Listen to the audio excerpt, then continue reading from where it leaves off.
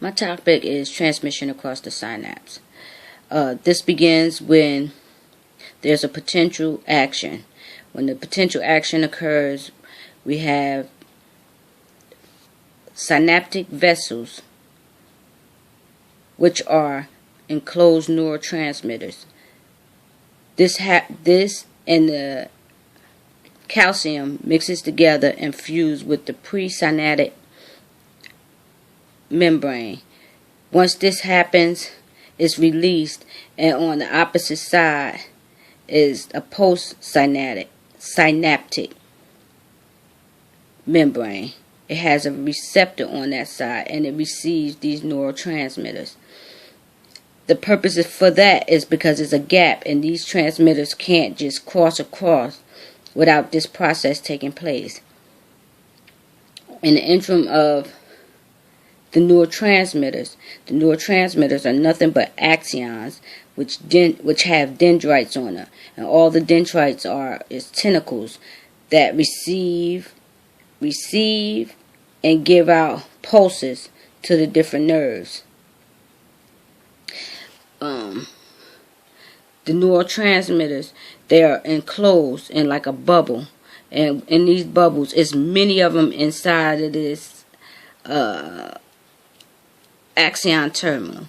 They never touch each other, but it's a whole bunch of them, and they send out different signals. And when it's time, they fuse with the presynaptic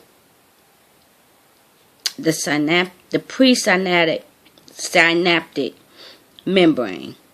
And when it fuses with this membrane, it's like it goes in it, and it covers it, and it turns it inside out, so that way it can be released across that synaptic cleft. And the synaptic cleft is nothing but that gap that's in between the presynaptic membrane and the postsynaptic membrane.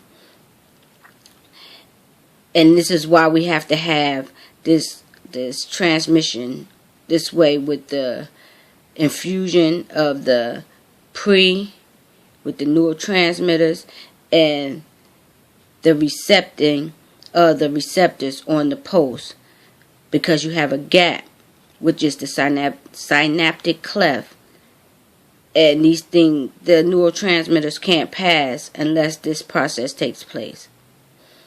So again, let me do this over. This transmission begins with a potential action coming through, and it's going to receive inside the axion terminal.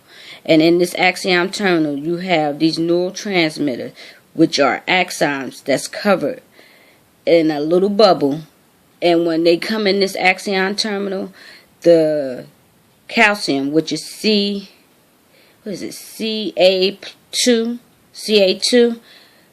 it is also released inside this axion terminal with these neurotransmitters. Once they kind of link up together, they come to the presynaptic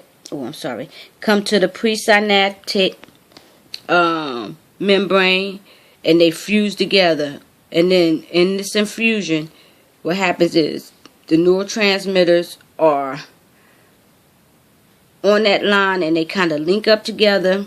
No, they do. They link up together, and then they're released to go across the synaptic cleft, because on the other side is the postsynaptic cleft, and it has a receptor on that side which receives the neurotransmitters.